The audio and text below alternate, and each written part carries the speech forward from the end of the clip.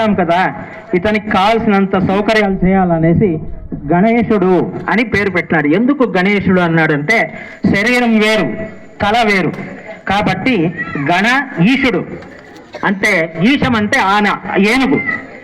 ఏనుగు తలం వచ్చింది కాబట్టి అందుకని గణేశుడు అని పేరు నామకరణం చేసి నీకు మొదటి పూజ ఈ రోజు నుంచి కూడా జరుగుతుంది. అందరూ కూడా నీ మొదటి పూజ చేస్తారు. ఏ కార్యాలైనా ఏ విఘ్నాలు రాకుండా నువ్వు నివారించేవాడు అవుతావు కాబట్టి విఘ్నదాయకుడివి అన్నారు. విఘ్నదాయకుడు అంటే ఏ పనికి కూడా ఆటంకం కలగదు. అతన్ని మనము మొట్టమొదట పూజ చేసుకొని వెళ్ళినట్టయితే ఏ విషయమైనా ఏ కార్యక్రమాలైనా మనం జయంతో తిరిగి వస్తాం. ఇప్పటికీ మీరు కావాలంటే గమనించండి, వినాయకుని పూజ చేసి ఒక ఇల్లు కట్టినా, ఒక పెండ్లి చేసినా, ఒక ఏదైనా మంచి పని చేసినా కూడా ఆ పని సక్సెస్ అవుతుంది. లేదంటే వినాయకుని చేయలేదు. ఎందుకంటే ఇప్పుడు కూడా పిల్లారి చేసుకొని పూజ చేస్తారు. మీకు గుర్తుండే ఉంటుంది. ప్రతి ఒక్కరు పిల్లారి చేసి గణేశుని పూజించే ప్రతి ఒక్క కార్యక్రమం కూడా ప్రారంభం చేస్తాం.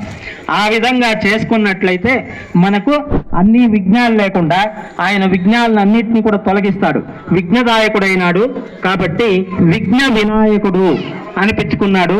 విఘ్నాల్ని పరిహరింపచేసేవాడు కాబట్టి అటువంటి వినాయకుడిని మనము ఈరోజు ప్రతి సంవత్సరము కూడా ఈ వినాయకుడిని పూజించుకుంటాం. తదుపరి ఒకరోజు ఈ పండగ రోజు చతుర్థి రోజు అన్ని చేసుకుంటూ పూజ చేసుకుంటూ వస్తుంటే ఎలక ఆయన వాహనం.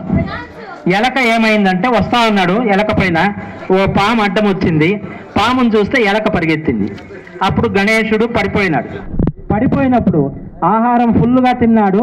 బొజ్జ ముందుకు వచ్చేసింది. బొజ్జలో నుండి అన్ని బయట వచ్చి పడిపోయినాయి. కురుములు ఉండ్రాళ్ళు ఇవన్నీ తిని ఉన్నాడు. అవన్నీ బయట చల్లా చెదురుగా పడేసరికి చంద్రుడు చూసి నవ్వినాడు. ఎందుకప్ప నవ్వినాడు? నన్ను చూసి నవ్వినాడే. నన్ను చూసి నవ్వేంత పరిస్థితి ఏమి? పడిపోయినాను, అది ఏం జరిగింది తెలియదు ఆయనకు, నన్ను చూసి నవ్వుతాడా అనేసి శాపం ఇచ్చినాడు. ఏం శాపం ఇచ్చినాడు? ఈ రోజు నుంచి నువ్వు క్షీణించుగాక. అంతకుముందు చంద్రుడు ఎప్పుడూ క్షీణించలేదు, పరిపూర్ణంగా ఉండేవాడు. ప్రతిరోజు కూడా పరిపూర్ణంగా ఉండేవాడు. ఆ రోజు నుంచి క్షీణించడం మొదలుపెట్టినాడు. క్షీణించడం అంటే 15 రోజులు క్షీణించడము, 15 రోజులు వృద్ధి కావడం. పౌర్ణానికి ఫుల్లుగాను, అమావాస్య నాడు పూర్తిగా కనబడకుండాను క్షీణించడం అవుతుంది. వృద్ధి చెందడము రెండూ జరుగుతుంది. ఎందుకు వృద్ధి చెందాడు? ఆయన క్షీణించమనే శాపం ఇచ్చాడు. క్షీణించమంటే ఏమి?